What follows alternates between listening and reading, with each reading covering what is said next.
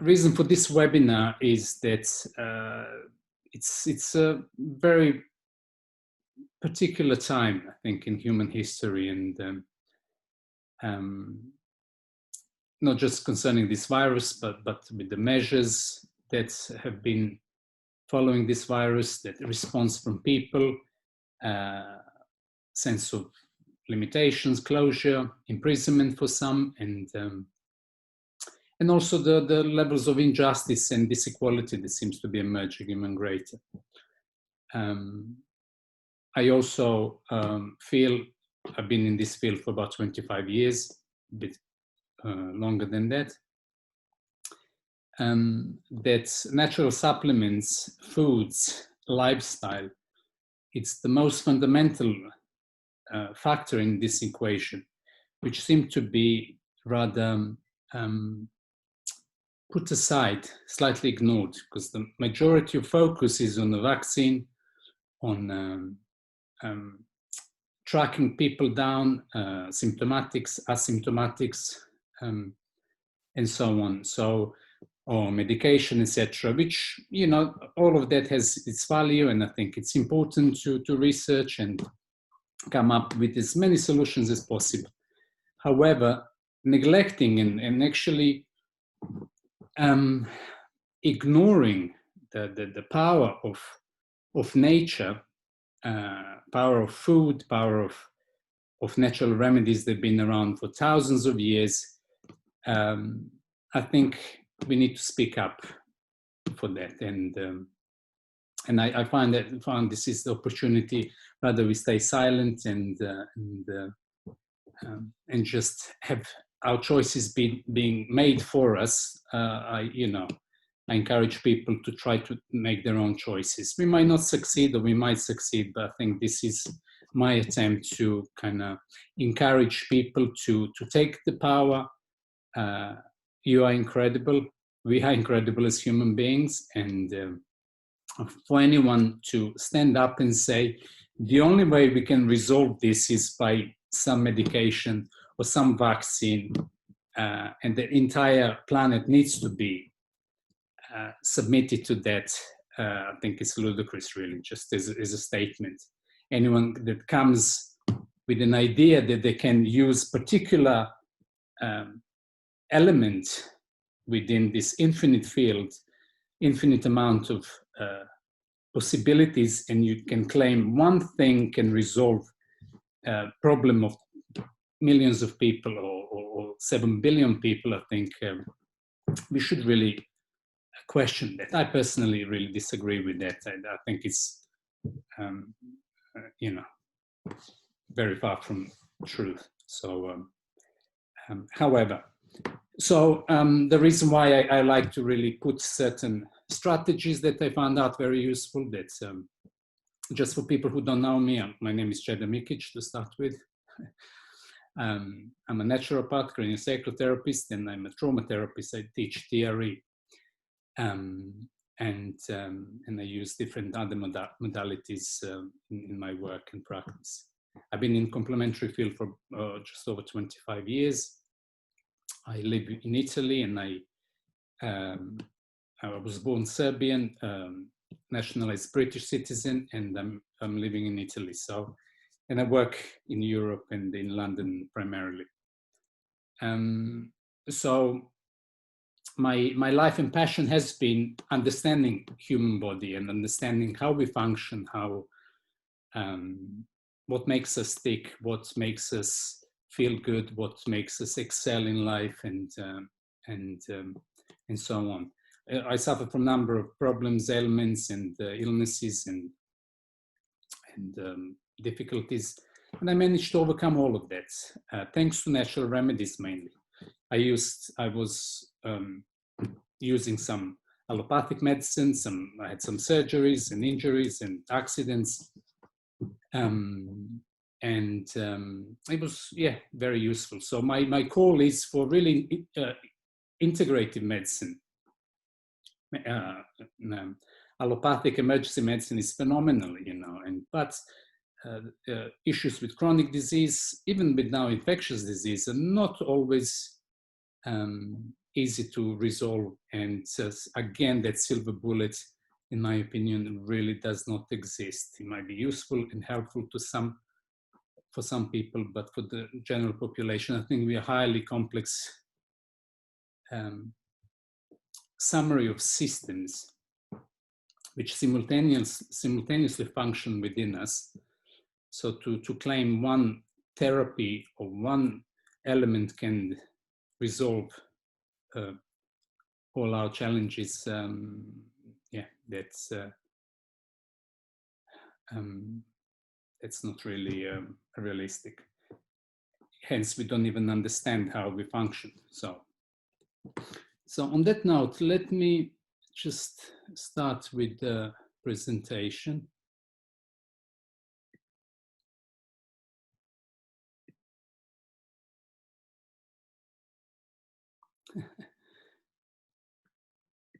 Yeah.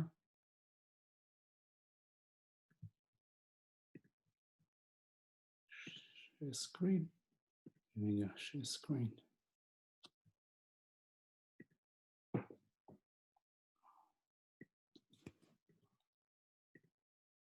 Okay. So today's webinar is Optimize Your Immune System for Sars CoV-2 and Robust Health. Just to make a disclaimer before I start, I have no affiliation to anyone. I'm not going to be promoting anyone. I'm not selling anything.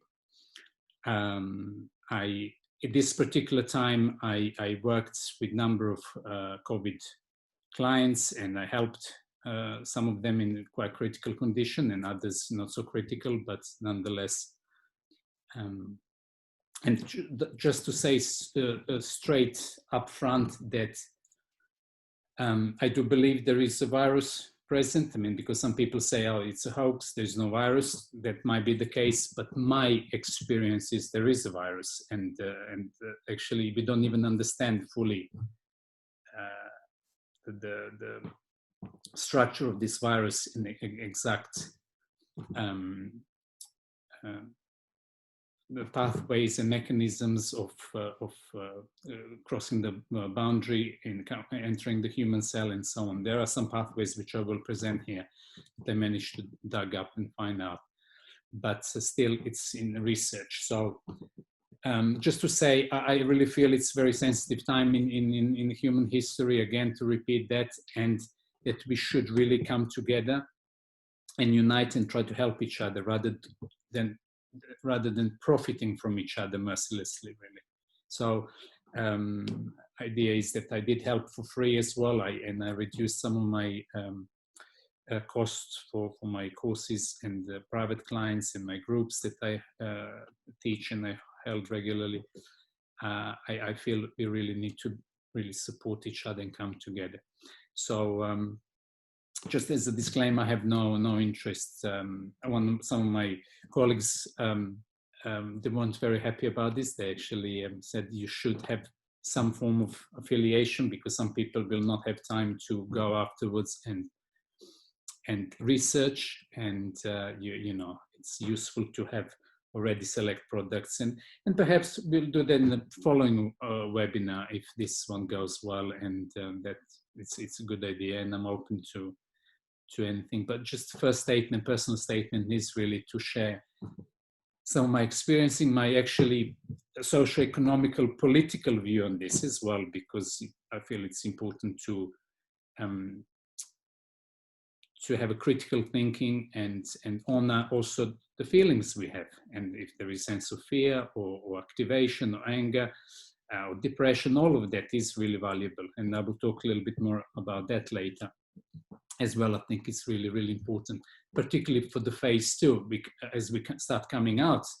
And I can see here in Italy and in other countries they're coming out, there is a host of psychological and other difficulties, emotional difficulties that people are facing, not while they were in the lockdown, but also coming out. And I think some of the uncertainties ahead of us will be quite triggering for many people.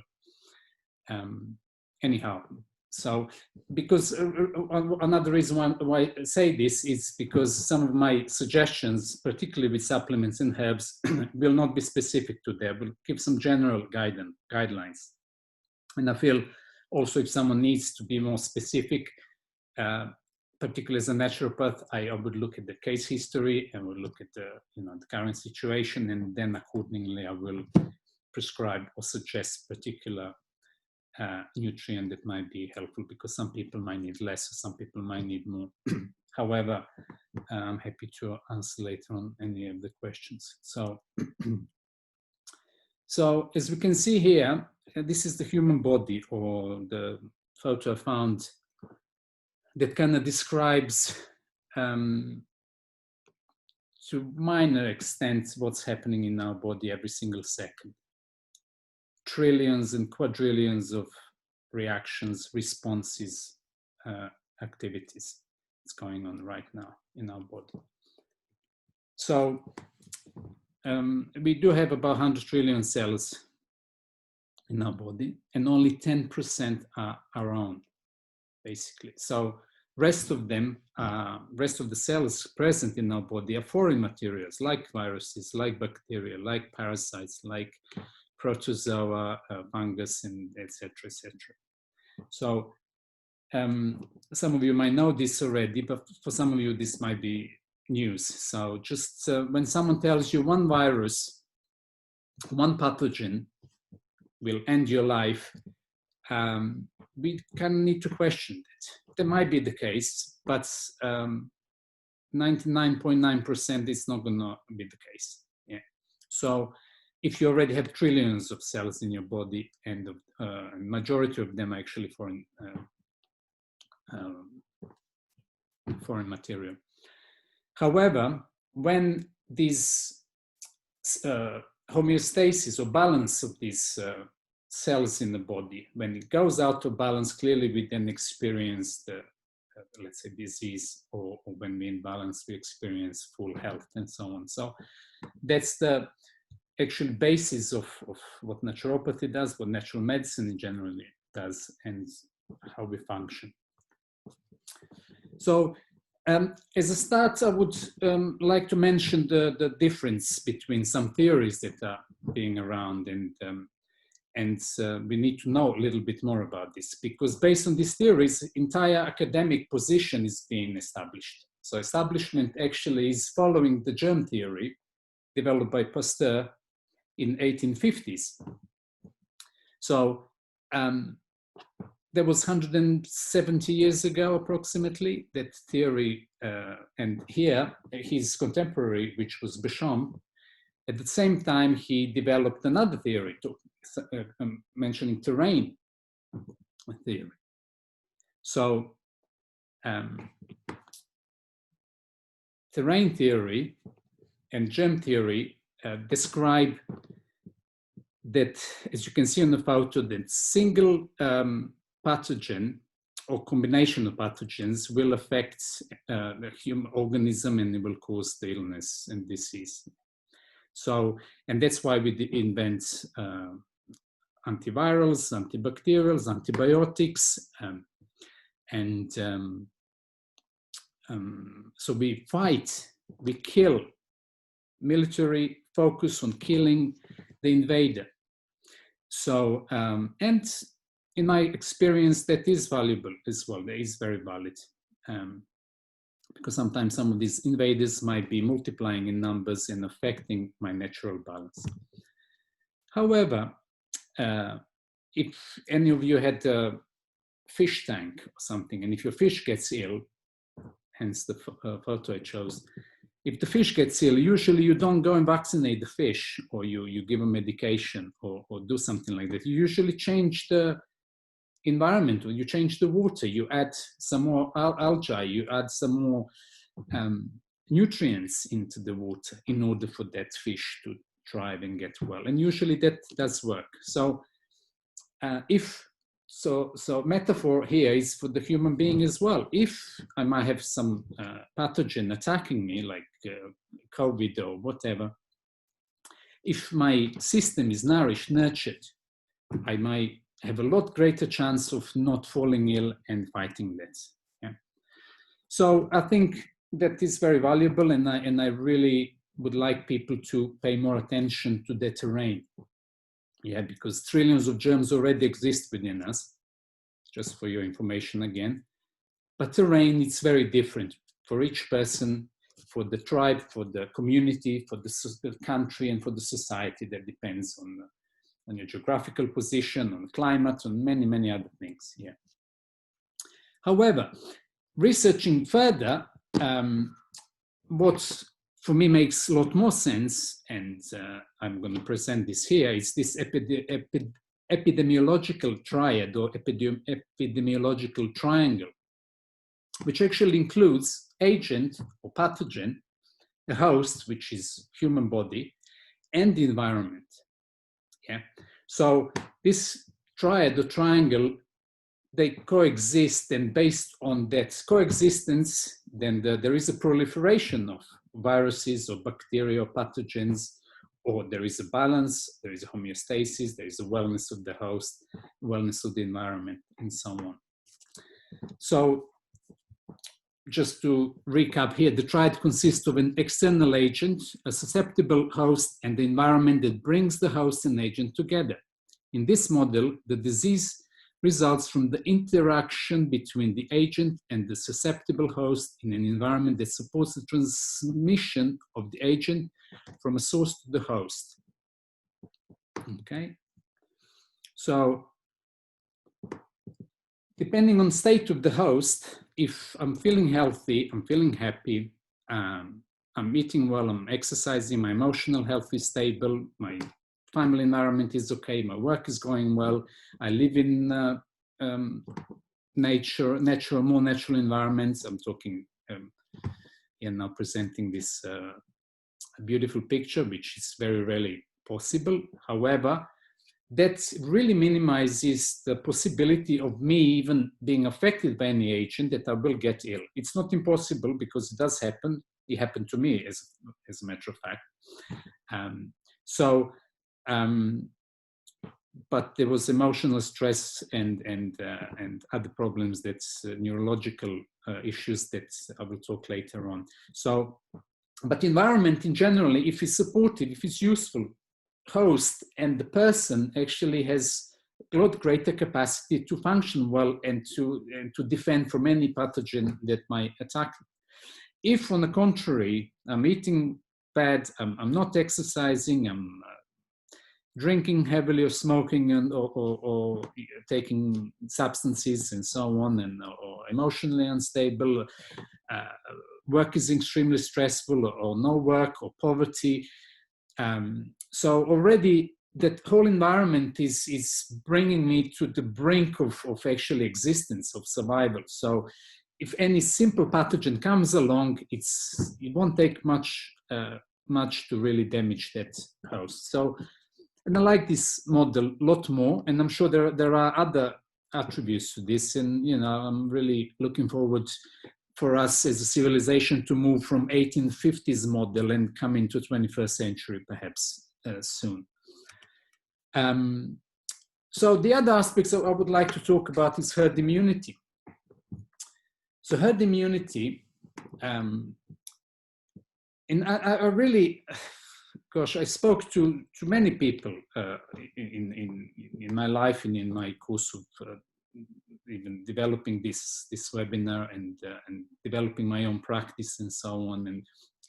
And people of high caliber, they talk about herd immunity as well. And I always found this, perhaps learning English because it's not my original language, but herd to me, it's kind of a herd of cows or buffaloes or some other animal. It's not, to me, human. Groups are more tribal, more community, family, society-related thing. And actually, I find herd immunity as a term quite patronizing as well. Like, herd immunity there. So we need to deal with that herd there.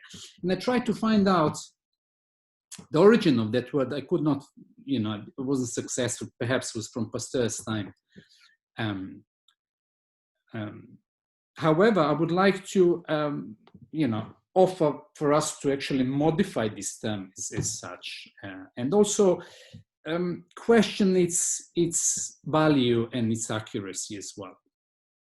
Yeah. So So definition of herd immunity, the resistance of a group for attack by a disease because of the immunity of a large proportion of the members and the consequent lessening of the likelihood of an affected individual coming into contact with susceptible individual. That's one. The prevalence of immunity in a population above which it becomes difficult for the organism to circulate and reach new susceptible is called herd immunity. It is well known that not everyone in the population needs to be immunized to eliminate disease. Okay. Then there is a difference between herd immunity and herd protection, and protection to the unimmunized individual without inducing immunity virtually by breaking the transmission of the infection or lessening the chances of susceptible coming in contact with infected individual. And the immunity is immunity to the unimmunized individual by secondary spread of the attenuated viruses or bacteria in the vaccine when shed in fecal matter. And there are other descriptions of this. But again, this idea also, it's very prevalent right now, and it's a great cause for shaming of many people who, as a matter of fact, like myself, spent 30 years or more working on my health to boost my immune system. So I don't need to be immunized by anyone, but just by Mother Nature, and I don't transmit illnesses or pathogens to anyone else. However, the general kind of consensus is because of the herd immunity, everyone needs to. But however, we see this is not the case, because not everyone needs to be vaccinated or immunized as such. As a matter of fact, most immunity-related issues were resolved by sanitation, by infrastructure, by community support, by stopping the wars and famine and disasters that actually perpetuated many modifications, amplifications, and amplifications of illnesses, disease, and so on. So just a little kind of a question mark about the herd immunity, and I'm not totally disagreeing with that. And I also really love cows as well. I think they are extraordinary animals. You know, some of us humans can really be jealous of their kindness and actually presence with their own young ones and the nature. So, but we are humans. So I think also it's important to have a distinction there. Our bacteria, our anatomy, our structure is very different, and we should really, you know, have a human immunization or human immunity rather, or communal immunity. I don't know what the word might be, rather than herd immunity. Anyway, so the other aspect in this presentation is that what I'm finding that, you know, there are elements of silence and that people are not allowed to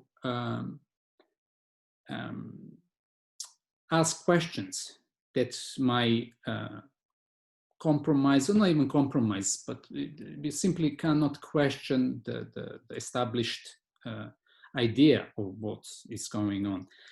Even though what we are witnessing, that the government, the officials really don't know what is going on. So they keep changing their minds daily, weekly, and so on. And to me,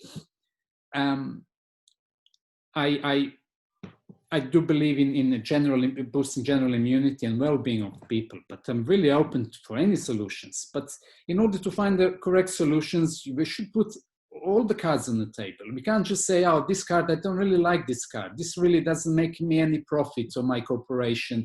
Therefore, I'm going to use any means possible to suppress that in today's democracy.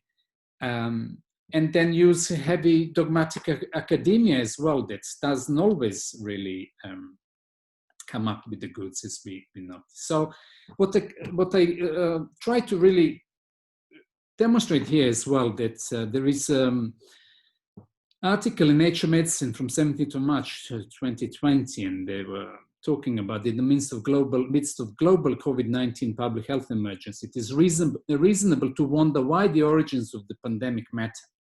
Detailed understanding of how an animal virus jumped species boundaries to infect humans so productively will help in the prevention of future zoonotic events. For example, if Sars CoV-2 pre-adapted in another animal species, then there is the risk of future reemergence events, etc., etc.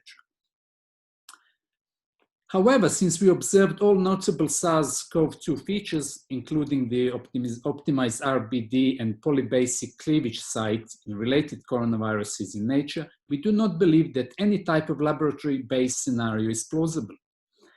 Okay, because there are a lot of stories out there, it's a bioweapon, etc. So I, looked into that. So the Nature Medicine, that's, it's a very renowned website, and comes up with, they really do not, they think this scenario is not plausible. However, Luc Montagnier, it's the guy, the Nobel Prize winner, is 88 years of age, French scientist. He's been in this business or virus business for a long time, and his videos are being freely circulated on YouTube. He says the coronavirus was manipulated with SARS and HIV. So Dr. Judy Mikovic as well, she and her videos were taken down continuously, and I just really don't understand why would you take down someone's point of view claiming it's a fake news. If it's a fake news, why don't we investigate this and find out if it's truly a fake news? And I'm sure, and I listen to Judy Mikovic, I don't agree with everything she says, I don't think, but that's my personal view. I can't just take someone down because of my personal belief system or my personal idea, which is not totally complete. However, she says very similar to Luc Montagnier. And also she adds the other thing, which she mentioned this jump species event, that in order for us to be infected by a bat or a swine or something else, or a bird or whatever, there is evolutionary process of virus mutation there, and it doesn't happen in a year or 2 years or a decade. She's claiming that actually it takes up to 800 years for mutation come to that level. But what we're seeing in the last 20 years, there are a number of mutated corona, SARS, and Merck viruses appearing. So I really think that rather than being called conspiracy theories or these people are nuts or whatever, I think this should be really investigated further, so we can all, be at rest, rather than, if something is negated, of course you're gonna be even more interested in it. So just to give you this understanding that despite the obvious situation, the entire world is shut down, still we are in some veil of secrecy. This is allowed, this is not allowed. And if we can shut the entire world down, I think we own the whole population some level of truth here. Yeah. So anyway, so this is kind of the prelude of the and my kind of a theoretical research and kind of a practice of critical thinking. I have no exact conclusions on that, but I have a lot of questions. So now we can start moving into the more specifics.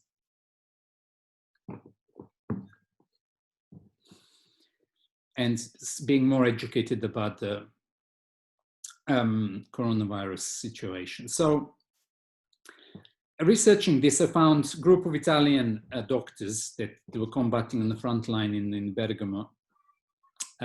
They really kind of criticized that the entire country has been shut down. Initially, that might have been important, but so they kind of divided the population in 4 levels. So we have asymptomatic population, people, they have no symptoms at all. They're just feeling okay, no symptoms, even if they might have the coronavirus or any other virus. Yeah. And as a matter of fact, we're talking somewhere at the level of 80 to 87% of whole population. It's possibly asymptomatic. We don't have the exact figures, but that's the range. Then we have people with symptomatic, they're symptomatics, but very mild symptoms. So basically they feel unwell, they have a sore throat, maybe mild temperature or something, but they go to work, they carry on, and so on. Then we have symptomatics with quite serious symptoms, which again are falling into this range of 13% of the whole population. Yeah, 13%. So, and then of course we have people with multiple complex illnesses. We're talking diabetes, cancer, heart disease, all kinds of stuff. And these people are at serious risk. So the proposal is that actually, instead of shutting the entire world down or the entire country down, we should identify the people which are in greater risk. And these people who are at greater risk should be responsible to say, okay, I'm at greater risk, I suffer from this. And for the future events, to have kind of a prepared strategy to perhaps quarantine these people, genuinely to protect their lives. So, as well as offer other people with possible serious symptoms that they might have some primary illness, they might have extremely stressful job or had surgery or any kind of illness or difficulty, so the immune system might be compromised and so on. Rather than tagging entire population there and monitoring entire population, so you already identify people who are at risk.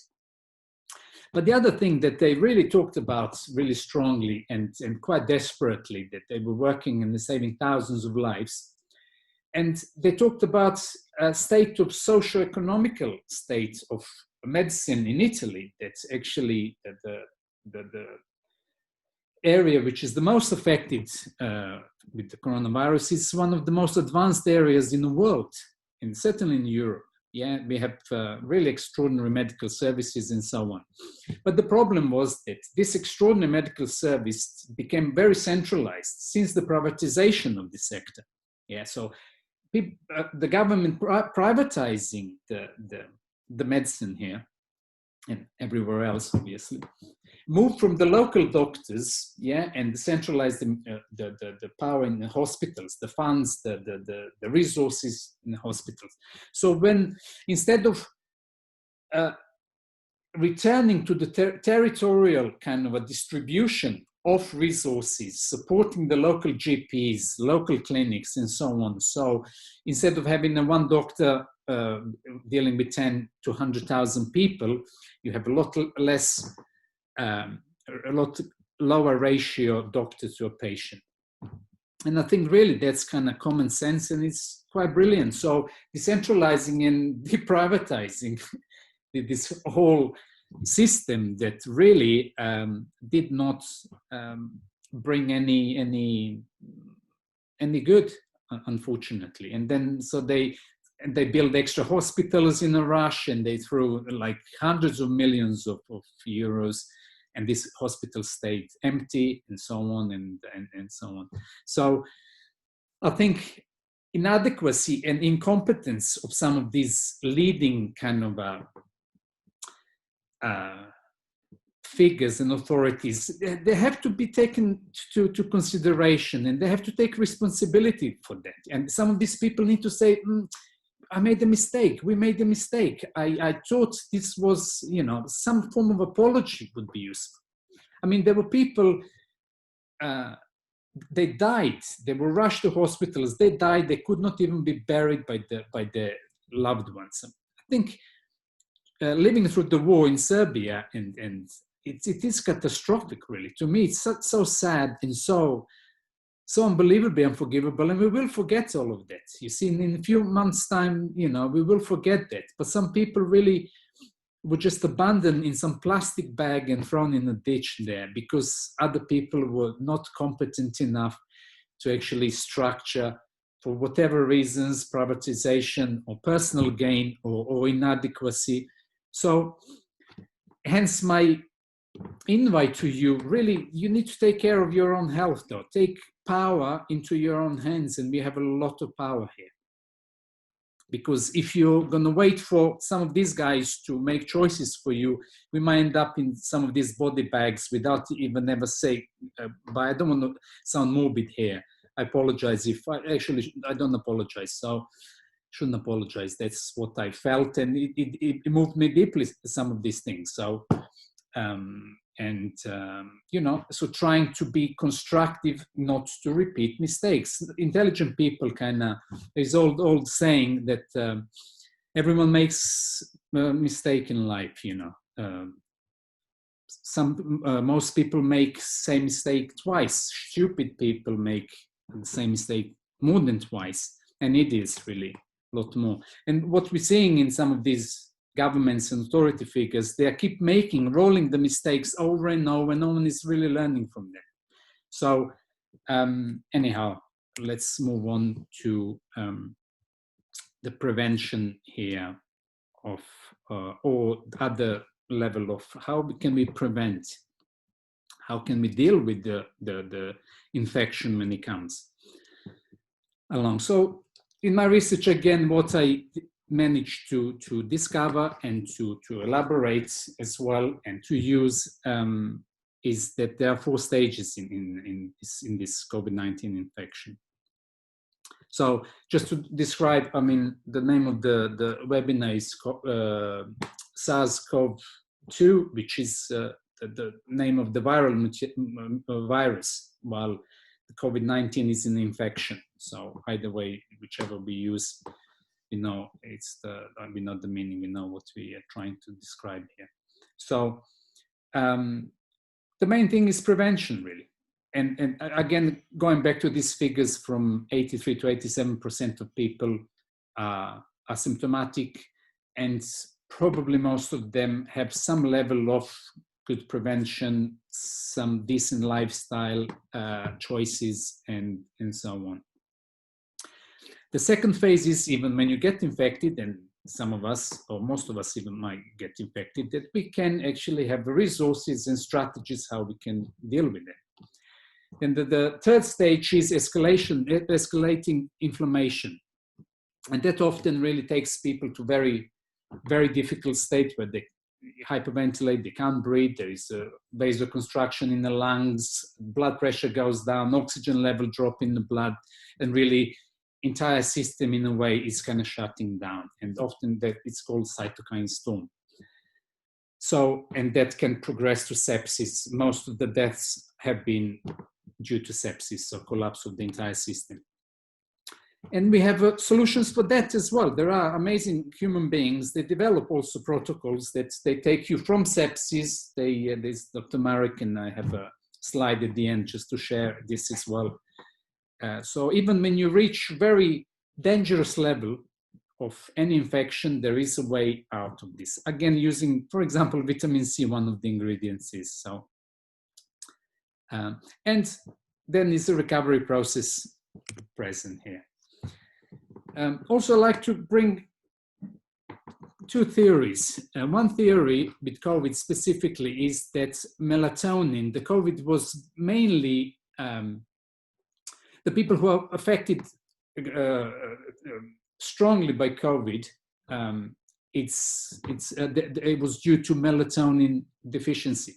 So melatonin deficiency, and on the graph you can see is young people really have a high level of melatonin, and then as we age, that really declines, and so on. And so most older people mainly have a very low level of melatonin. However, that theory didn't stand fully because a lot of kids actually got infected. And as a matter of fact, some of the protocols used for children actually used melatonin with the great effect, with the great results. Actually, melatonin seemed to be, even in children, the groundbreaking kind of the ingredient that made the difference. Okay. However, there is another aspect of this. So aspect that initially we thought that it's pneumonia or some other respiratory disease. However, then there were different experiences from different doctors on the front line, and they were really saying this is something very different: altitude sickness, microvascular disease, and so on. And so the other theory is actually that CoQ10, ubiquinol, is the another big player here. And there is a graph, very useful graph, showing how the presence of CoQ10, as a matter of fact, in the people with COVID and with the viruses, how it drops for more than 20%, the presence in particular organs, particularly lung is kind of a very high up there, but lung, liver, kidneys, and heart are the main organs that accumulate the CoQ10, or the CoQ10 is very active in those organs. And that's very interesting, because CoQ10 really, it's a main kind of component in electron transport and feeding of the cells, mitochondria of the cells. So actually producing energy within the cell. So the greater energy there is in the cell, greater oxygenation there is in the cell, the greater health of the cell will be, then in return the organ will function much greater, and the whole body in return. Okay, so just these two strategies, and those two supplements are really strong antioxidants that I definitely would suggest using. Okay, so the main strategies for prevention here are vitamin A, vitamin C, vitamin D, zinc, particularly zinc with bioflavonoids and quercetin in particular, which is also anti-inflammatory, selenium, and probiotics. So these are kind of the basic structure of the minerals and vitamins that have a really great effect on the immune system, and some of them are actually antiviral. So I'm just going to briefly mention a couple of things here. That's interesting thing, that hydroxychloroquine medicine that is anti-malaria, and that Trump and everyone else talked about that. And as a matter of fact, it's a zinc ionophore, meaning that facilitates the absorption of the zinc within a cell.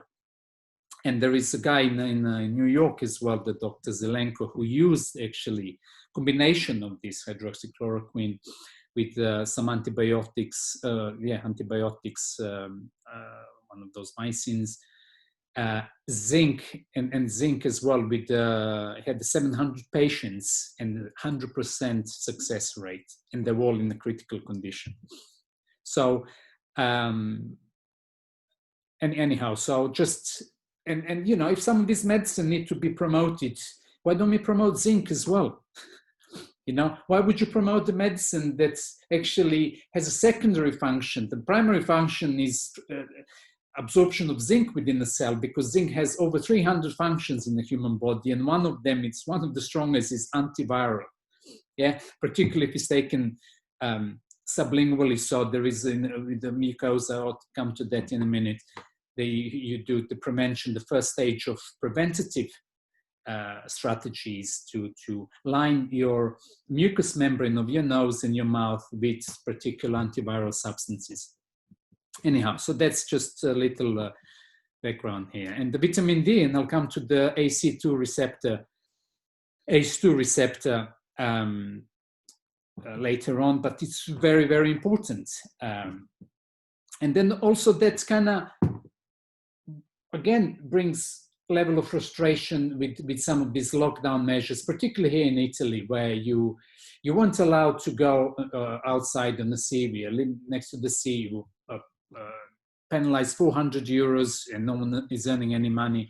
€400 for just going somewhere, and with the mask, you need to have a mask and all of this stuff. But even in Spanish flu in 1918, and it wasn't actually Spanish, actually it was American, came from the US, actually, they traced it back to the US military installation. Then the US soldiers took it to Europe on their ship, actually. So that's the kind of origin of Spanish flu. If someone is interested, should really look into the origin of that. It's some great programs done on this. And actually, most soldiers or people who survived this were taken out of the tents outside under the sun and the oxygen to get some vitamin D and oxygen. But here we have been forced in reverse. So let me have the mask so I can recycle my own germs, viruses and bacteria, actually not really breathing enough oxygen. So I might be depleted already with oxygen in my blood. So let's have some more depletion. That's really a fantastic strategy. I really love that. And then don't go on the sun. You know, you might get some vitamin D and your immune system might actually flourish as well. So to me, that's really, and no matter how much we send complaints and so on, it's still, but they're cracking though. They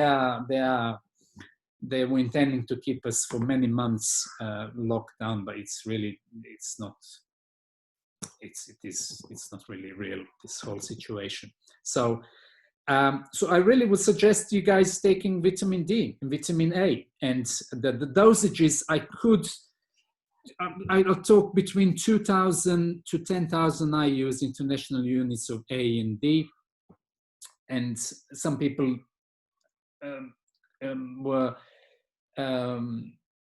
criticizing that too much vitamin A might deplete vitamin D and vice versa. So if you're not sure, the best thing is to do a blood test and to check your vitamin D levels. But it's safe to say from 2 to 10,000 IUs on both, you would actually benefit greatly. Also, vitamin both I and D are found in the fish oils, so you just take large amounts. However, it takes about a couple of months for your body to really receive and develop the levels of optimal levels of vitamin A and D if you take that route. So vitamin C, anywhere from 1 to 10 grams a day. That really depends on the people. I mean, we have people with pneumonia taking 20 grams orally, not talking intravenous, orally, with no diarrhea. And just for you, some of you who don't know, your threshold limit for vitamin C, when your stool goes soft or you have diarrhea, meaning your body is kind of shutting down on vitamin C, doesn't need any more vitamin C. Yeah, so you just reduce the dosage. But most people are fine between 2 to 6 grams a day. Selenium as well, and selenium story comes from Wuhan, where there is depletion of selenium in the soil. Just take Brazil nuts. 3 or 4 Brazil nuts have phenomenally high level of and highly bioavailable selenium in it. And probiotics, really, probiotics, really important, because often as you would take some of these supplements and there would be detoxification process happening, and some of the bacteria viruses might be being dumped into the system. Where do they go?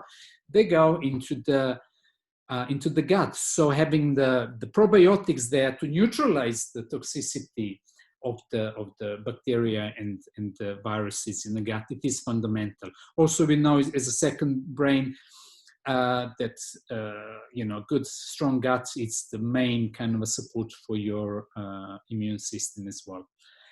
Don't forget antioxidant support, NAC and acetylcysteine, great antioxidant, supports the liver and detoxification processes, melatonin, CoQ10 or ubiquinol, and glutathione. And I'm not saying you should take all of that, but some you can choose depending on your situation, and you can actually use some of the supplements as a preventative stage. So then I'll share some strategies against infection. Just check the time, I'm running over time. So just for some of you to know, probably will be 15 minutes over time.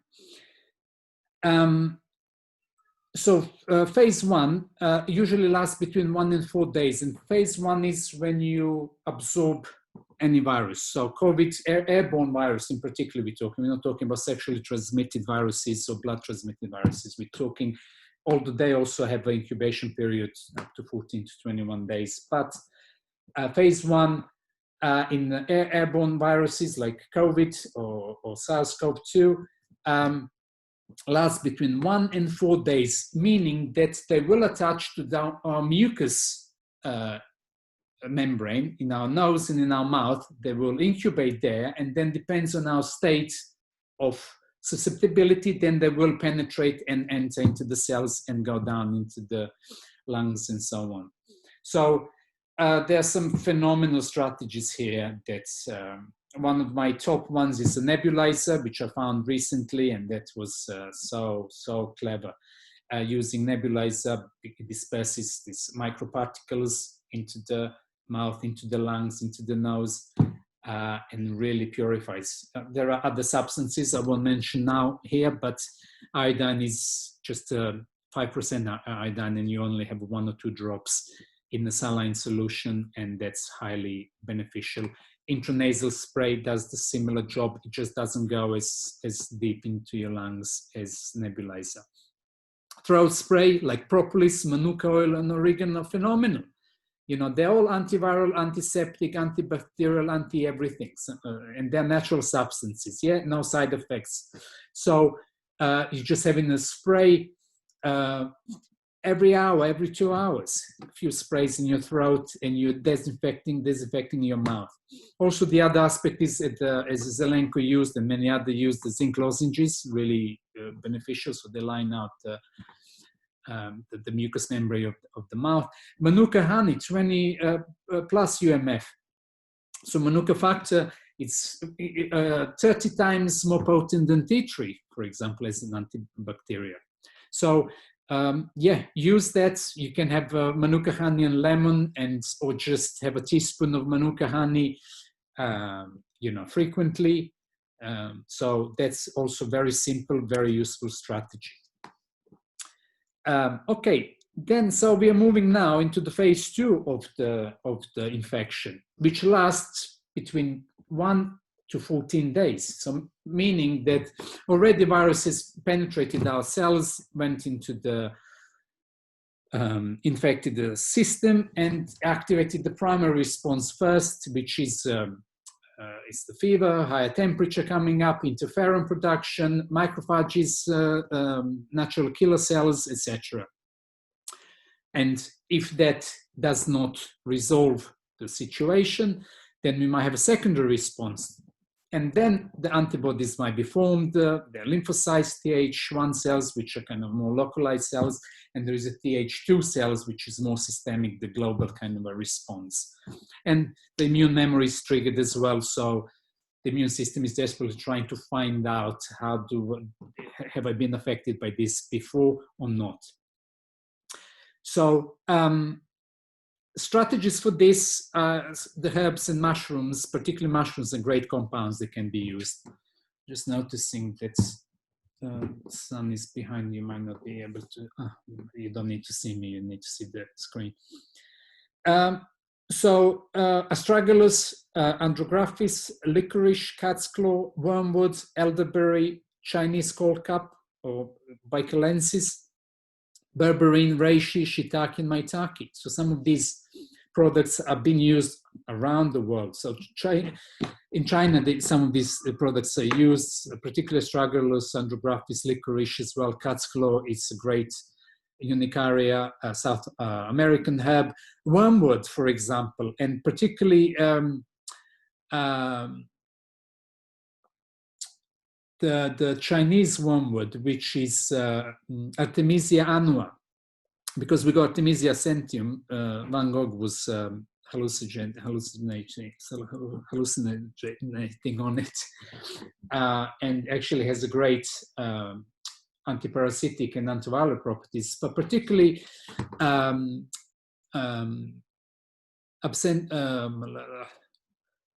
the Chinese wormwood, Artemisia annua, it's a great remedy. As a matter of fact, some of the African remedies have been ignored as well. An African continent has got phenomenal richness, but not to go again and lose time on the colonial madness that's has been expressed across the globe. So, so some of the medical wisdom has been forgotten. However, recently the president of Madagascar really comes out and he says, we have our own cure. We don't need the WHO's, WHO's, or anyone else's really guidelines, you know, and actually one of their compounds is Artemisia annua. And I know this because I was involved in the research on malaria 20 years ago, which feverfew and wormwood were used as, and Chinese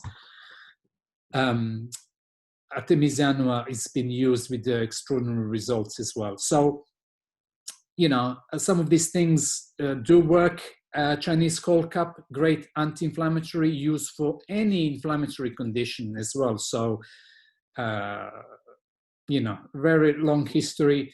Berberine, found in golden seal, Oregon grape seed as well, reishi, shiitake. There are many other products as well, not just limit to this, but these somehow I've used with the great success, elderberry as well, with the great success, and I've seen some other practitioners are using it. Okay, so here's the important point where you need a practitioner. Actually, you need someone who, you know, knows something a little bit more than super to the surface, and often you won't find this on the internet. So now the strategy that we remembered, we went through prevention, we went through infection. Now we're coming to the infection with escalating inflammation, coming to the cytokine storm. Yeah, cytokine storm is an interesting phenomenon as well, where the body really goes into the fifth gear, trying to really destroy any virus, any pathogen, and then often destroying, you know, causing the autoimmune response, destroying their own cells and the host. So let me say, okay, let me do this first, and I'll say something about that as well. So stopping, then what you should do, really, you should stop the herbs and mushrooms at this stage. If there is a really high inflammation, and if you're really going into this high cytokine storm, very high temperature, and, you know, system, you need to go into anti-inflammatories here. Yeah, and some of the anti-inflammatories can be life-saving as well. You definitely need to stop herbs and mushrooms, because what herbs and mushrooms do, they stimulate your immune system. So in this case now, you don't need any more stimulation of the immune system, actually. You just carry on with the baseline prevention. So supporting your system, your whole body and immune system with the vitamins and minerals. I would definitely double the dosage of all of those vitamins and minerals also, and antioxidant support. And I would add curcumin and bromelain as well. And curcumin probably between 500 and 1,000 milligrams daily, at least, and bromelain anywhere from 500, which is a minimal dose, to 3,000 GDUs. So, yeah, so this is really important.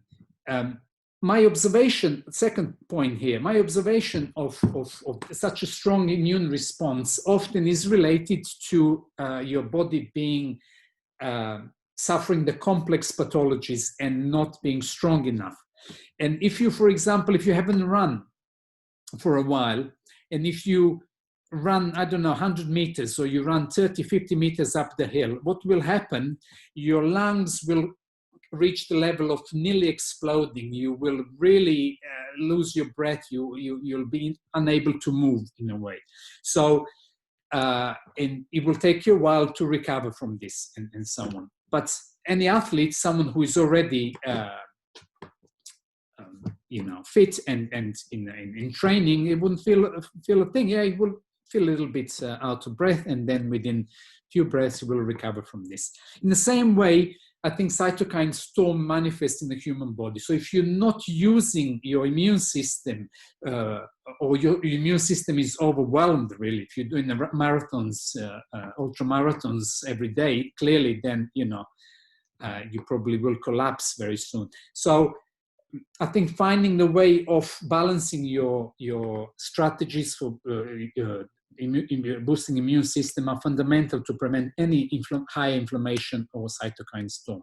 Because inflammation is good, escalated inflammation is not. In cases of hypoxia or low oxygen in the blood, and there are little the instruments that you can put on your finger and measure that as well. It's very useful to have it.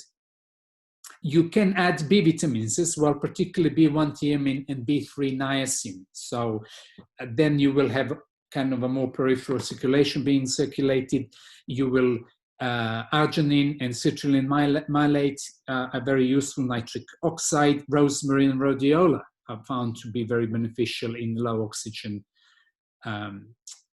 in hypoxia cases, and breathe as well. As a matter of fact, one of the strategies I might share now, because I'm already run out of time, but I've got another 10 minutes at least.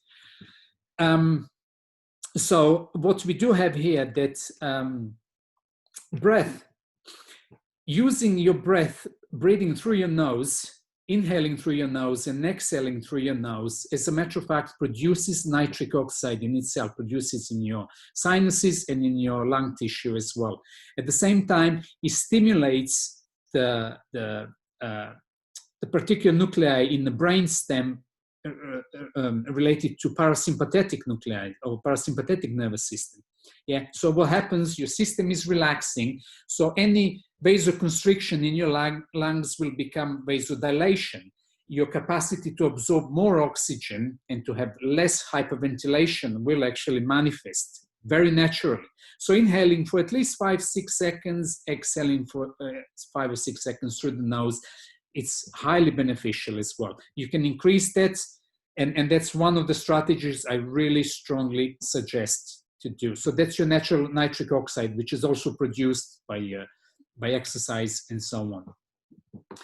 Another important point here. So apart from having really, avoiding all the crap food, refined sugars, dairy, heavy foods and so on, what we found that a lot of people with COVID were deficient in potassium. So focus on potassium-rich food like avocado, sweet potatoes, plantain, bananas, coconut, dandelions, chicory, and so on. Also, like green foods and high in fiber, ginger, turmeric, garlic, onion, mushrooms.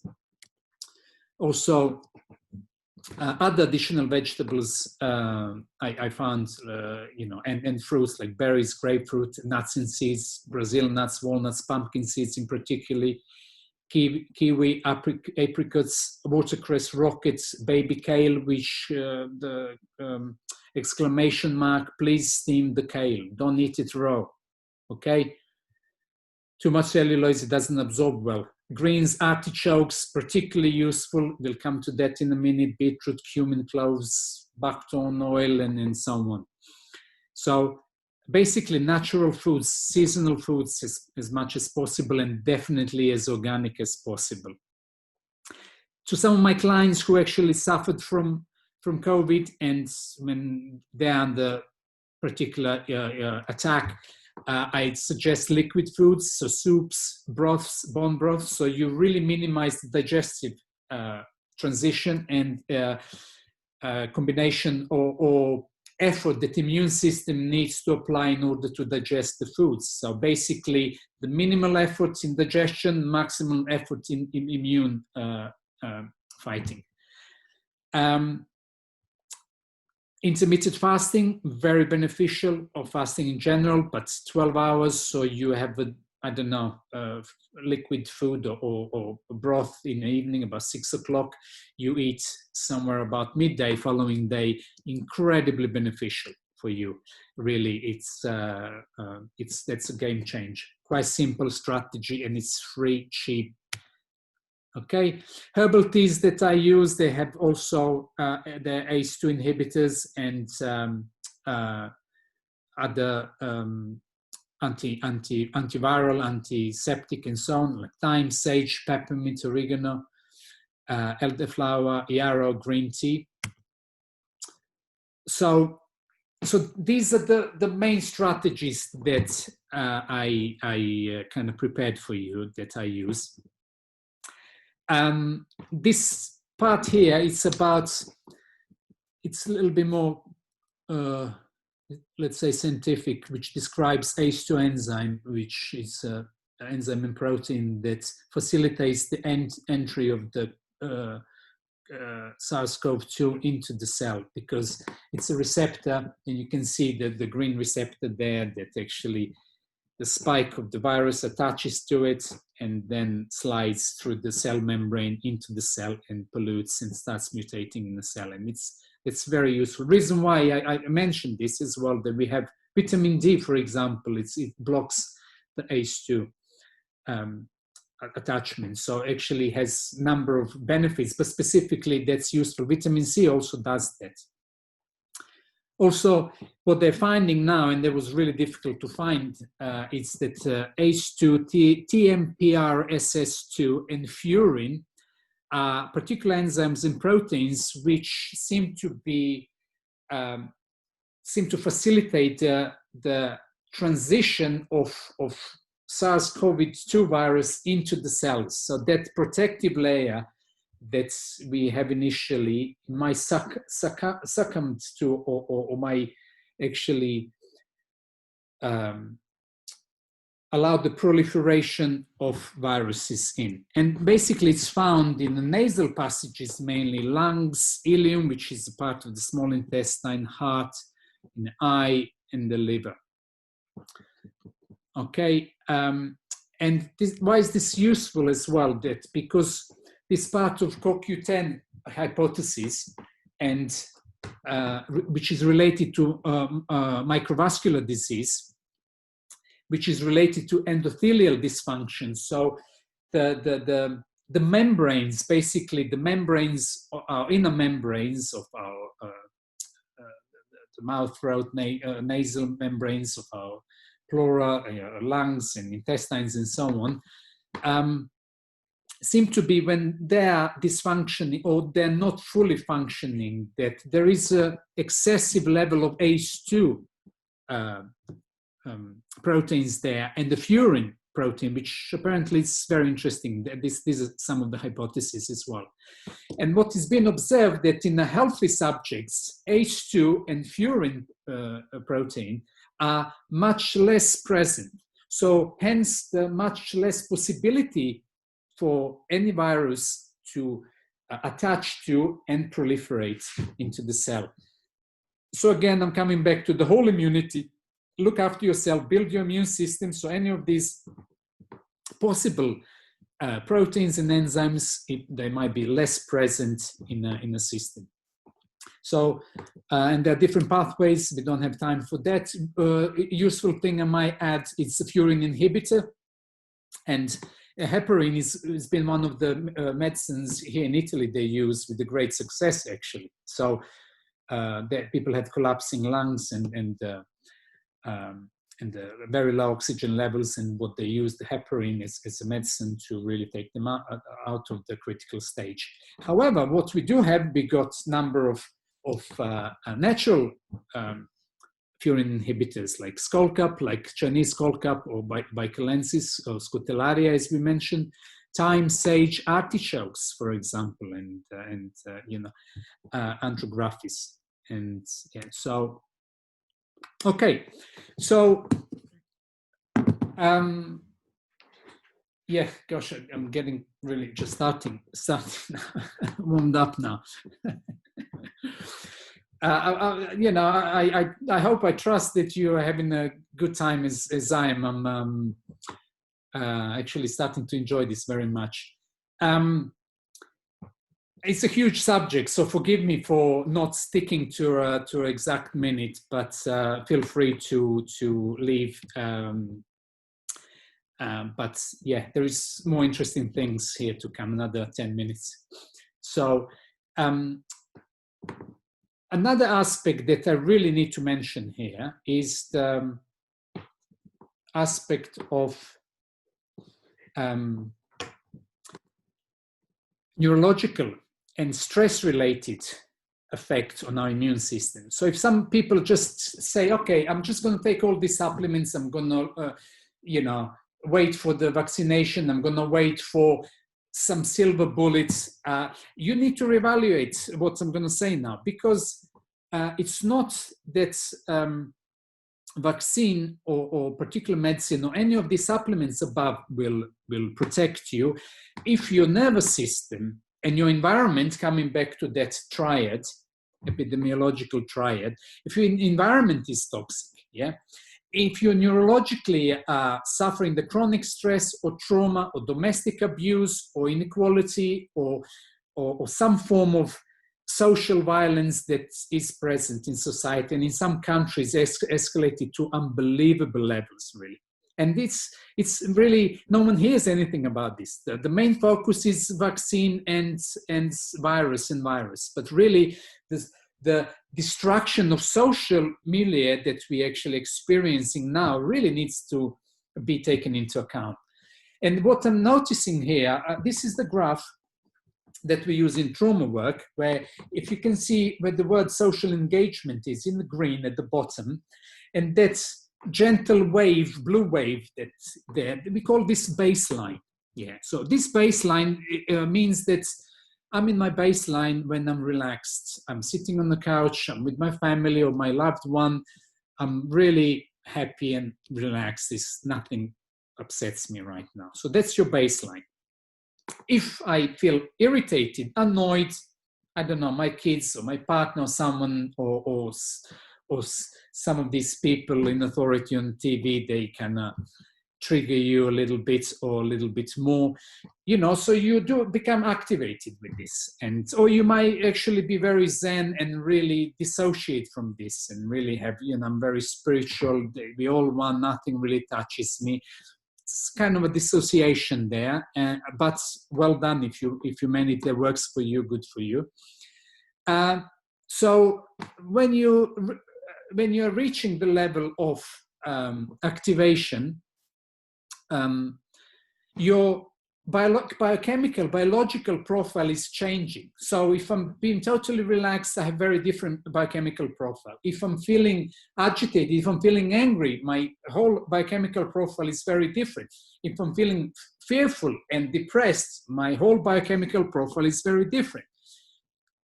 Even though when I reach my threshold, let's say when I'm really can become, I don't know, going to the rage, or my body will collapse, or am I going to the fear response and I might freeze? So I can overstimulate my immune system, my nervous system, my nervous system, and I will hit this other threshold level and be taken to a dissociative state, freeze, overwhelm, or collapse. So this is really important, because what I noticed that actually this is happening, the window of tolerance, you can see this is a small window in front of you, that the word is social engagement, fight and freeze is a window. And for some people, there might be a very large window. So I might be activated and I might still be composed. And this bell curve might rise up and not really go too high, it might just go mildly, and I can really balance, my nervous system is okay. And some of us might just go very high and then crash down and so on, going to the overwhelming. So this is really useful to have a picture of this window of tolerance in today's world, because you will be touched by different things in your life. You will be affected by this. Your responses are normal. No matter what your response, you might be upset, you might be angry, you might behave crazy, you might really express all kind of deep emotions, from depression, sadness, fear, or whatever. It is normal. And I do observe this. It's quite parallel with a inflammatory baseline. So, and I'm just gonna, I don't have the graph, but just to tell you that if you superimpose the same graph, which will describe exactly the same inflammatory response of the body. So where the social engagement word is, and the the blue wave there at the bottom. So my inflammatory response is very calm, very relaxed. Yeah, I have a very mild or no inflammation whatsoever. And then when a pathogen or some invader enters my system, or environmentally I'm affected by something, my whole system will respond. My immune response or inflammation response will go up exactly following this bell curve. But what I noticed that in today's world, this baseline is gone up. Yeah. So this social engagement, it's very rare that we really feel totally relaxed. There is a level of worry, concern, anxiety, irritation. You don't really know. You're not quite sure. You can't put your finger on it, but you are feeling it. Yeah. So, and that's really already different baseline. In the same way, the inflammation in your body also is present on a higher level. So basically, your immune system is working overtime because of this invisible or not obvious stress and solution. So when you hit particular invader or invader hits you, etc., your inflammation might go much higher than it needs to be because it's already been affected and activated, and your nervous system might be triggered much faster than normally is. And just make no mistakes. If your nervous system is activated, your immune system is functioning less. Yeah. So, you know, if your nervous system is relaxed, your immune system is going strong. Yeah. So, balancing that and level of stress and emotional health is fundamental in a healthy immune system. So, why is it not?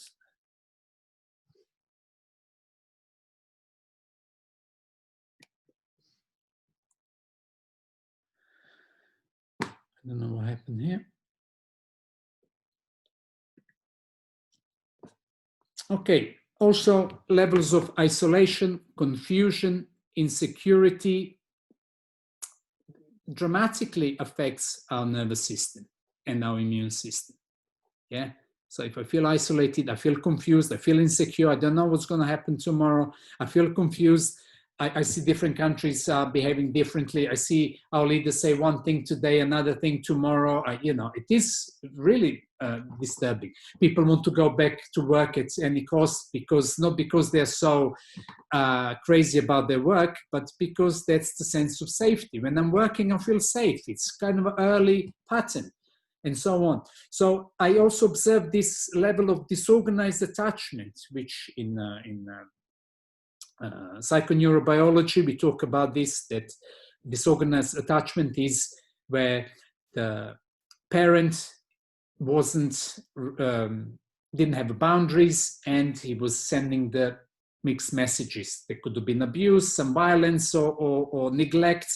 Any of that could have played the role, because your authority figure, or someone who you trust to survival, will giving you mixed messages. Yeah. And what we are finding ourselves right now exactly in the same state. And my observation is that we are in some form of disorganized attachment here, and that really unconsciously provokes particular deeper emotions, which in return will affect your immune system.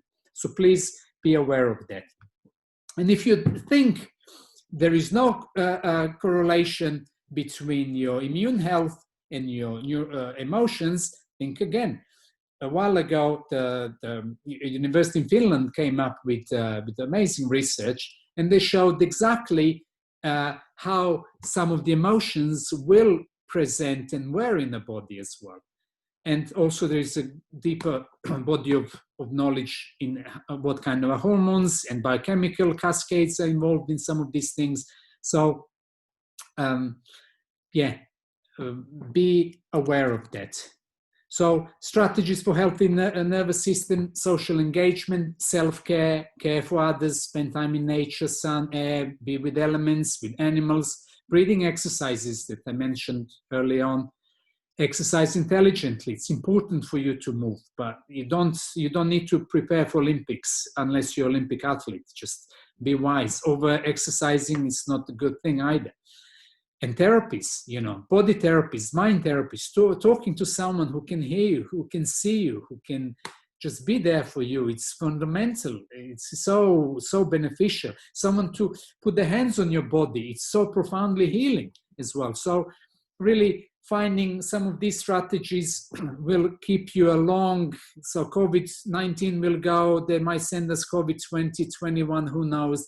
But we can beat all of this stuff up with your huge immune system. It's been, you know, working for you for thousands, for millions of years. Additional information just for some of my colleagues, homeopaths. They've done an amazing study here in Italy, which I didn't know. I learned this from my American colleagues. Yeah, so it goes to show you how what transparency is here. So there were 50 COVID patients and there were 24 homeopaths. Also, there are medics as well. And they had 100% success rate. And here's, and I will send you this later to go through it. But they had 100% success rate. And they use different remedies for different people and so on. So it's a range of remedies. So someone says, oh, homeopathy doesn't work or this doesn't work. I mean, it's just, please, there is a lot of evidence in some of these things. So, and just to close with this legendary guy, Dr. Paul Marik, his sepsis IV protocol, it's saving lives. And usually the medical establishment doesn't have an answer when the sepsis, a client goes into sepsis, it's total collapse, organ failure, and so on. So what he does, he uses vitamin C intravenously, 1.5 grams every 6 hours, thiamine or B1 vitamin, 200 milligrams every 12 hours, and hydrocortisone, 50 milligrams every 6 hours. So a combination of these three reduces the mortality rate down to 8.5%, which is unheard of. So I think the whole world should know about this, I believe, and you know, it might work a little bit better or a little bit less for some people, but I think in today's world we really should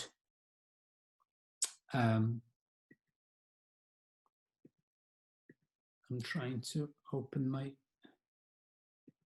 please, can you open?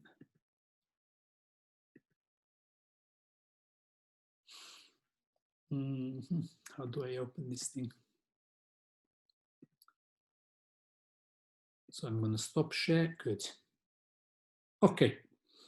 So I managed to summarize everything. So if you have any questions, feel free to ask.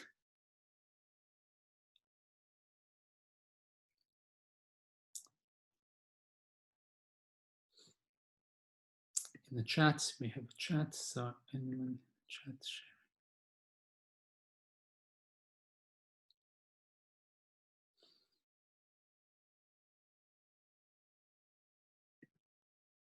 Okay, so the question here is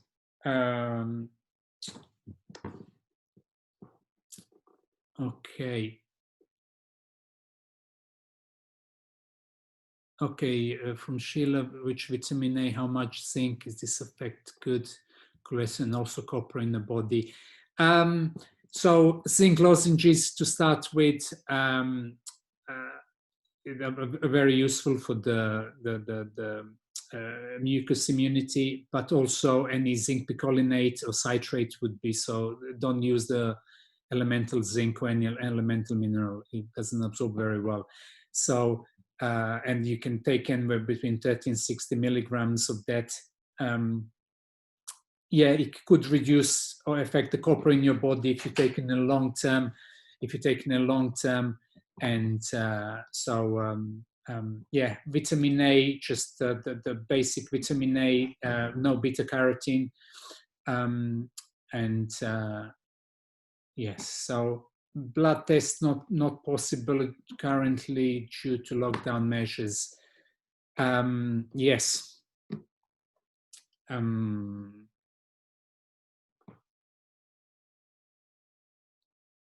Okay.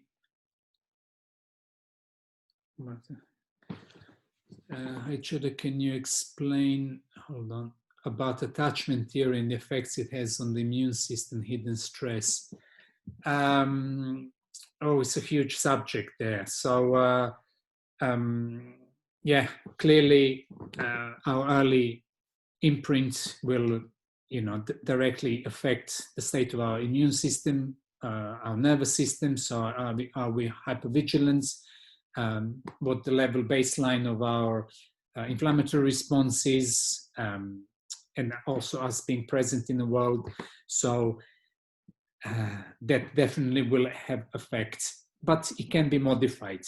Depends on the strategies, and hence I do believe that it's not genetically determined, it's or even early. They will have a very strong imprint on our behavior patterns and so on. However, I definitely would suggest a combination of the suggestions I had. What do you think about long-term immunity once you've had it? Okay, so that's interesting because some of the virologists saying as any virus of this kind, particularly airborne virus, usually has 24 months lifespan until there is a general immunity that kind of formulates. Yeah, so basically, a lot of people say often there might be a second wave.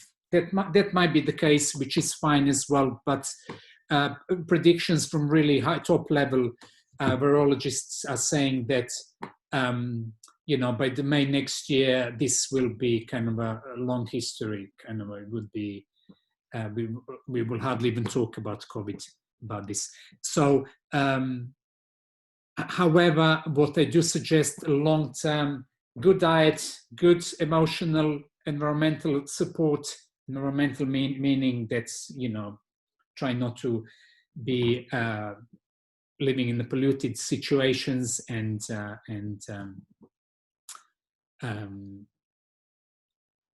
expose yourself to extreme stress. And so it's important to manage your lifestyle and lifestyle strategies.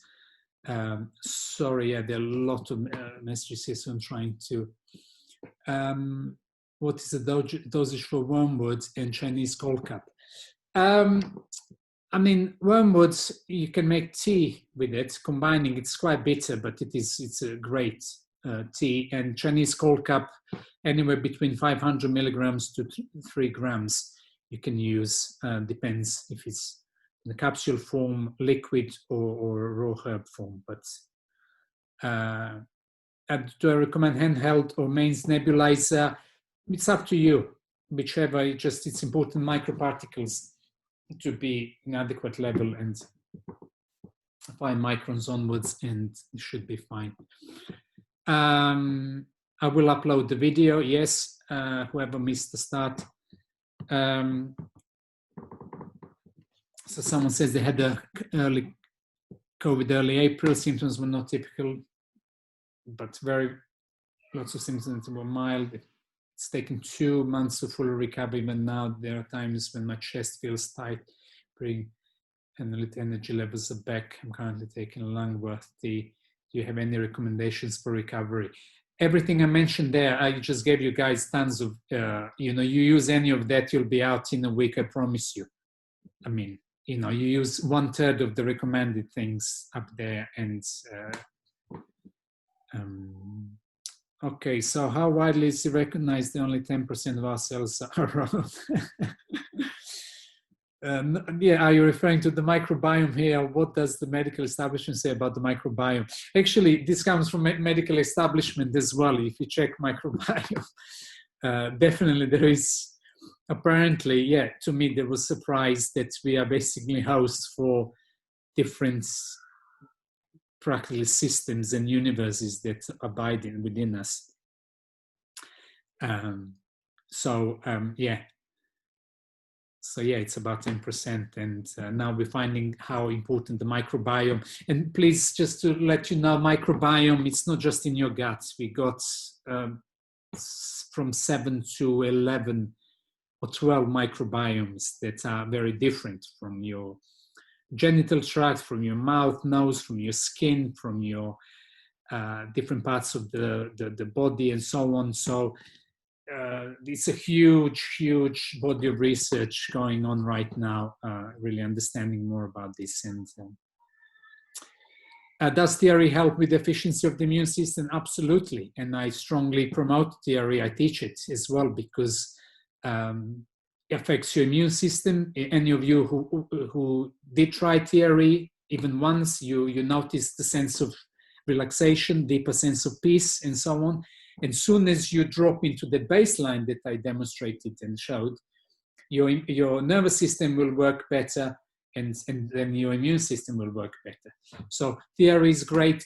Any therapy that makes you feel good, it's great. You know, someone that puts their hands on you, has therapeutic contact, sees you, feels you, respects who you are, it's highly beneficial. So, okay. Yeah, I'm glad that a lot of people enjoyed the webinar.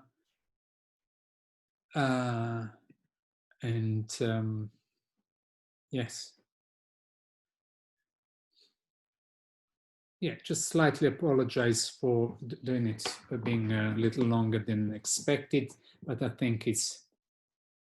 So how will we access the video? It will be sent to you. So I need to actually, it's recorded on my computer, and then I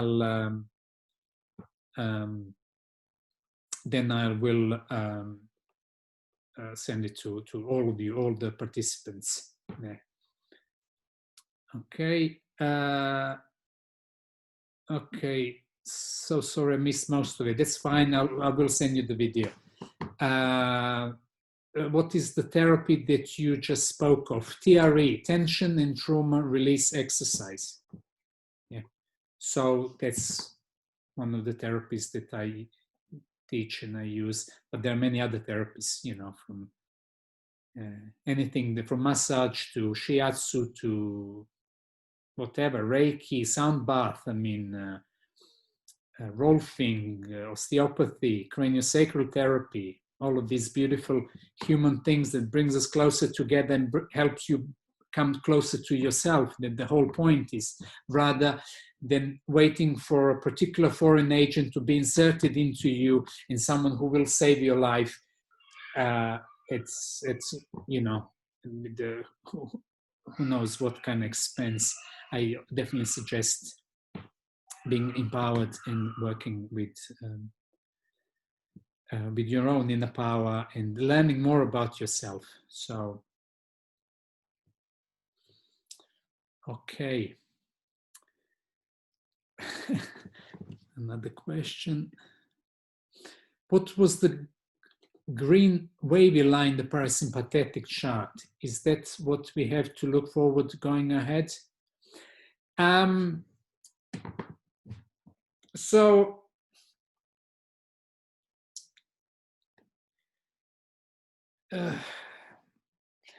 that's the baseline, and yeah, the focus should be to come back to that baseline as much as possible. Yeah, so when you come back to that baseline, your whole system is in greater balance. So homeostasis is working, your nervous system, immune system, endocrine system, digestive system, everything else is functioning much better. So the whole idea is of therapeutic work is to bring you to the green wavy line. I think it was a blue wavy line in the green background. So the other questions are, can the herbs be used as essential oils? Absolutely. I mean, I didn't go into essential oils, but there's a huge, I use actually specific essential oils for COVID, which particularly Scotch pine, extracted organic Scotch pine with the needles, is superb. It really, it's like you're walking in a evergreen forest there. So, and there are many others like frankincense, you've got the myrrh, you've got a number of essential oils that are profound, as well as thyme and sage and and so on. Thoughts on this COVID vaccine I mentioned already. I mean, so COVID vaccine, yeah, my concern is we still don't know the entire structure of this virus. So how I just simply can't trust that these vaccines will be effective and safe if we don't still know the exact structure of this vaccine. Usually it takes 24 months, and this is really kind of a fast-tracked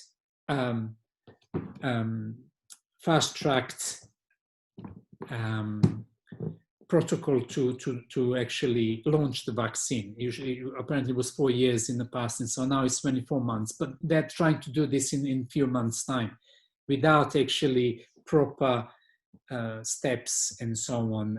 So I really have a great concern about it, and particularly. The other thing is science is not used to confirm this, but social shaming and kind of a social response. You have to be responsible, so you should vaccinate yourself not to infect other people. But I worked, as I said, 30 years on my immune system. So basically someone will just dismiss 30 years of my work and say, no, that's not really valid. What's valid is what I say. And it's not, we can't really guarantee it's totally safe. We can't guarantee it's totally effective. And no one is responsible if something goes wrong with this vaccine as well. Yeah. So to me, some of these concepts are a little bit strange and a bit foreign. You know, if I'm proposing the food on this, you know, if I'm going to launch particular food products, I have to prove the safety before the product is launched. Otherwise, I can't say, oh, you just killed 10 people. Oh, sorry, it's actually unsafe here. So, yeah, so there's similar stories with this electromagnetic field, and some people have questions on 5G. And, you know, we talked about 2 and 3G like 20 years ago. Steiner talked about a radio frequency that appeared 100 years ago.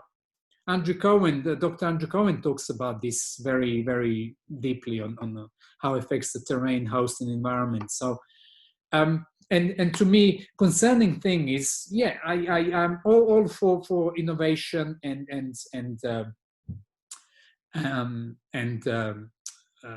development and so on. But actually, let's respect the past. Let's actually learn what people have done in the past and how they developed and how our immune system is working and functioning, you know. So if you're going to introduce some new strategies, new technologies, I definitely would ask for this to be tested first. When I go onto the 5G website, Italian one, and you know, it's such a huge thing, and I looked into this, and there are a lot of hearings in states in front of Congress, and a lot of scientists talked about this. But just a simple thing that's on their own official website, when it was under the safety, they said, oh, it's too early to talk about the safety. We need to put in a circulation in order to evaluate this. I mean, and to me, that's not good enough. I cannot tell you, oh, you take these supplements and we'll see in 5 years' time if this really beneficial for you, or this herb or this food and so on. So to me, it's common sense, but and not a lot of common sense are being applied in some of the decisions. How dangerous is non-organic foods on the brain and body? I'll be very cautious. Guys, I mean, you know, we started the organic revolution in mid-90s in London, UK, and they were calling us hippies and, you know, nutters, are you crazy? You know, it's too expensive and it's just for the posh and rich people. You know, my ancestors, all our ancestors ate organic, you know.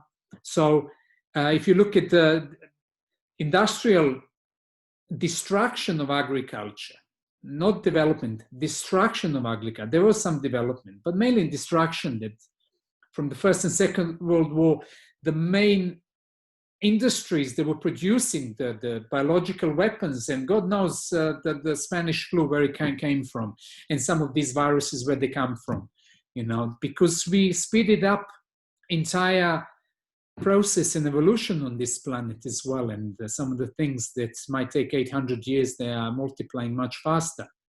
But, you know, they're spraying, they're using pesticides, chemicals, herbicides, fungicides, all of that in order not to make your food healthier, but to maximize their profit. Are you going to be healthy or not? I really don't think that's the main concern of these corporations. You can see some of us are actually offering free work here, and we are struggling terribly. And I'm not saying everyone should do this. Absolutely, that's my own choice. But I'm just reading that the top billionaires, they just got enriched in the last 2 months, $480 billion. I mean, you know, so if you believe these people are really there for your good in this kind of a crisis, then you might think again. How about oil spills?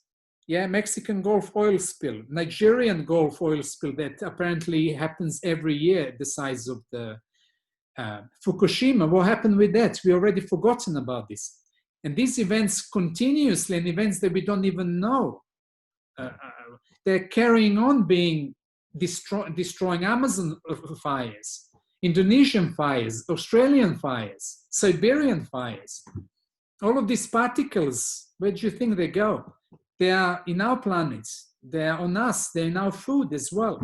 And then you add a nice strong dose of monoculture and some pesticides, chemicals, and then you have a proper cocktail that's, your immune system will have a really hard time fighting and working with. So,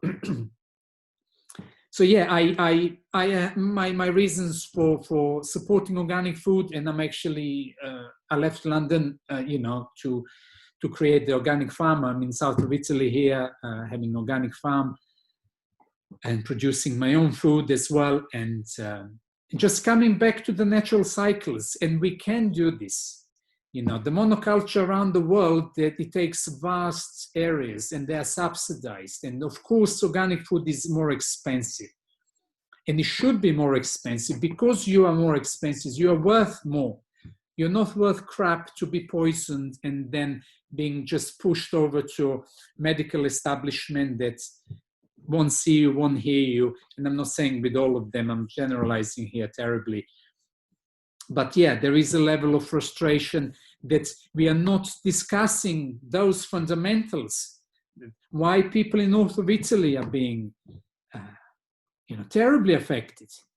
And we in south, we have no industries here. There is no infrastructure, and they're laughing about us. Yeah, you're 30 years behind us. Thank God. I wish I'm 50 years behind you, honestly.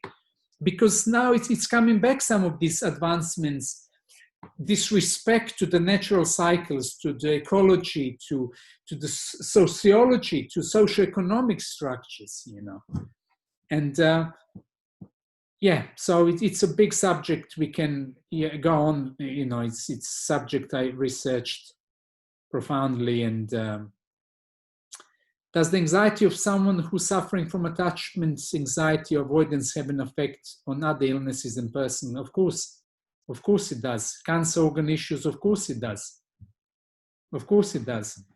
If we as children being abused in some way, and I think we all have some particular levels of abuse, either it is some form of neglect, even the best parent cannot fulfill all the needs of a child. But there are some people who suffered terrible physical, emotional, and sexual abuse. Of course, you're going to have a particular disorganized responses in your nervous system, in your body, in your immune responses. So if that's not being addressed, because it can be reversed to some extent, if it's not being addressed and you've been, sedated, this child is hyperactive, or he has deficiency, ADHD, and all these names, all these new tags and labels, the kids are being labeled. But we don't have time to actually sit with this child and embrace this child and stay with it for a little while and just see what's bothering you. How are you? How many people do this, actually? How many people do this for us? And when someone does that, it's profoundly healing, that is. And that's why I chose this profession, because my life was transformed from that, and I'm trying to help other people as well.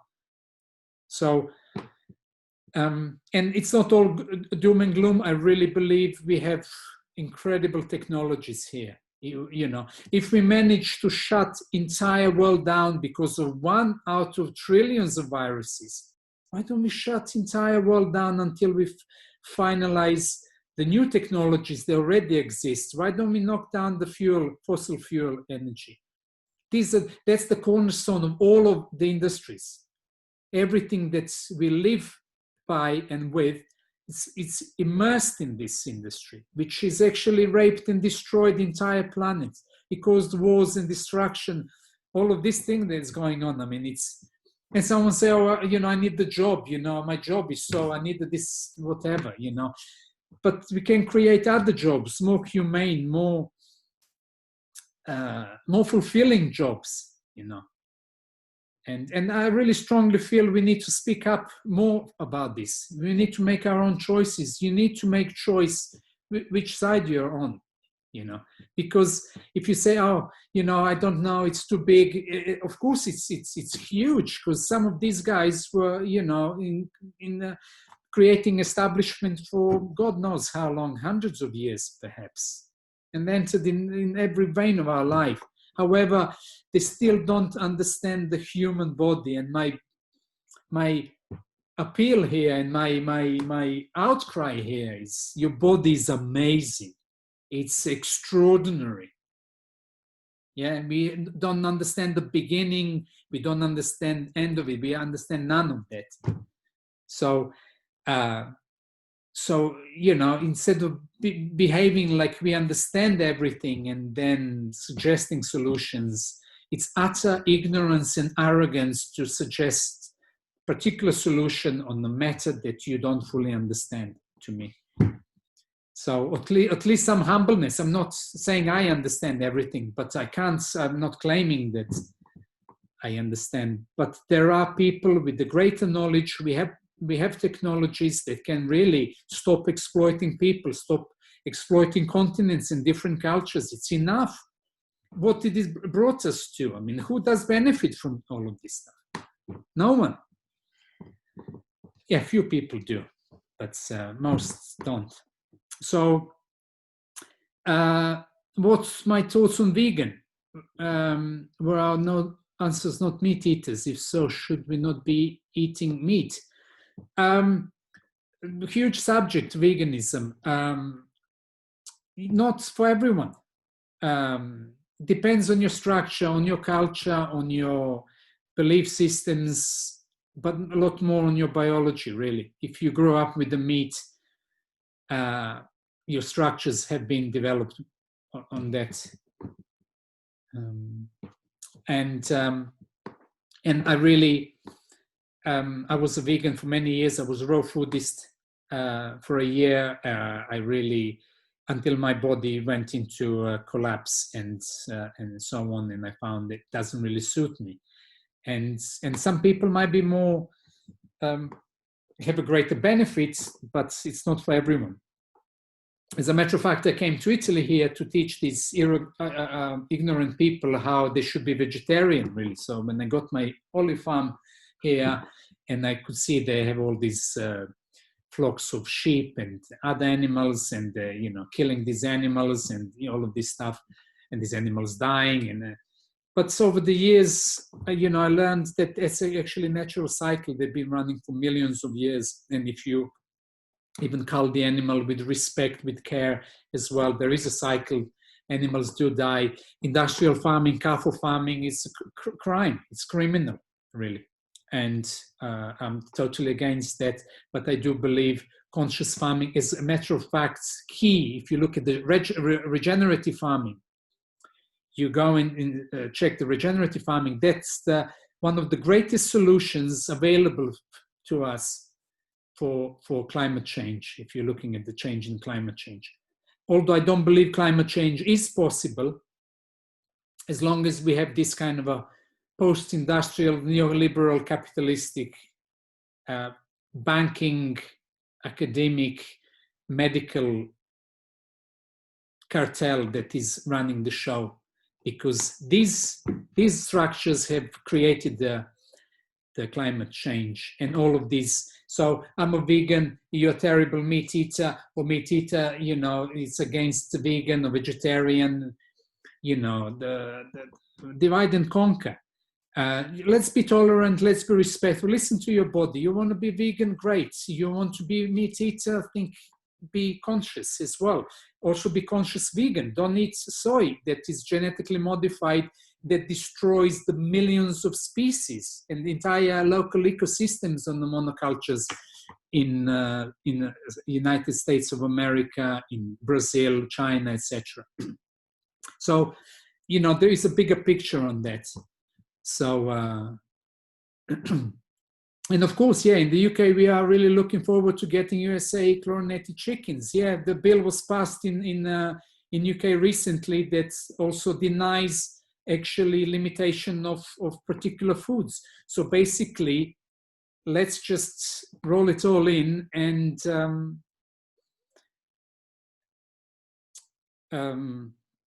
yeah, we really need to ask questions. Some of these people who make decisions, it's beyond inadequacy and ignorance. I think there is something worse than that. So